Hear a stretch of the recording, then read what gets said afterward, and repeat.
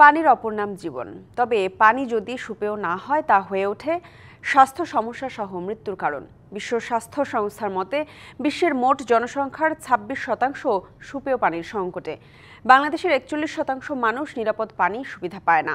জলবায়ু পরিবর্তন ও প্রাকৃতিক দুর্যোগে সংকট বেশি উপকূলীয় জেলাগুলোতে।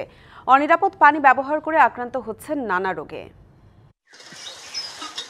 এই চিত্র দেশের উপকূলীয় জেলা খুলনার কয়রা উপজেলার। শুকনো মৌসুমের শুরুতেই সুপেয় পানির তীব্র সংকট। কয়েক কিলোমিটার পথ পাড়ি দিয়ে খাবার পানি সংগ্রহ করছেন বাসিন্দারা। আমরা আসছি মাদারবাড়ি থেকে, এখান থেকে মাদারবাড়ি 2 কিলো দূর। আমাদের খাবার পানি নেওয়ার জন্য এখানে আসতে হয়। পানির খুব কষ্ট। দক্ষিণ অঞ্চলে আর নেই কোনো জায়গায় পানি। কয়রা থানার মধ্যে আর পানি নেই, আর এই পুকুরের পানি দোকান ছাড়া।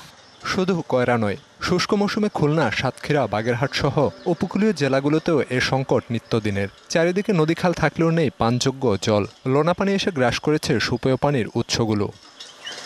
সানবিট সব দিবে সামাল। সানবিট ম্যাজিক প্রেস ডিশওয়াশিং এর মাথা ঘোরানো সলিউশন। বৃষ্টির পানিতে বছরে 6 মাস কাটলেও বাকি সময় খাবারের পানির জন্য যুদ্ধ করতে হয় বাসিন্দাদের। কষ্ট, খুব বিশাল কষ্ট। তাই বিকালবেলা আমরা রান্না করবো, না পানি নিতে আসো, পানি নিতে এসে সবার সাথে গন্ডগোল করতে হয়।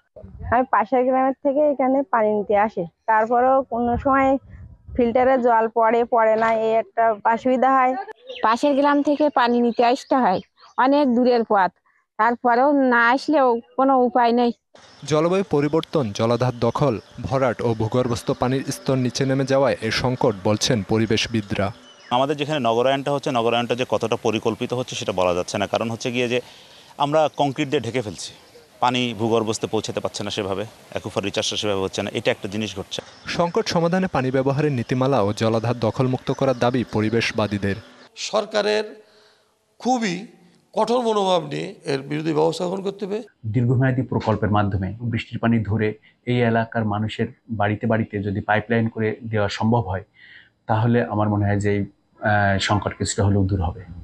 উপকূলের বাসিন্দাদের সুপেয় পানি সরবরাহে নানা পদক্ষেপ নেওয়ার কথা জানিয়েছে প্রশাসন। ইতিমধ্যেই আমরা প্রকল্প হাতে নিয়েছি, বিভিন্ন ধরনের প্রকল্প। এই প্রকল্পের মাধ্যমে আমরা ভবিষ্যতে পানির সমস্যার সমাধান করতে পারবো। সুপেয় পানির সরবরাহ নিশ্চিত করতে কার্যকর প্রকল্প বাস্তবায়নের তাগিদ উপকূলবাসীর। Khalid Hasan, DBC news desk.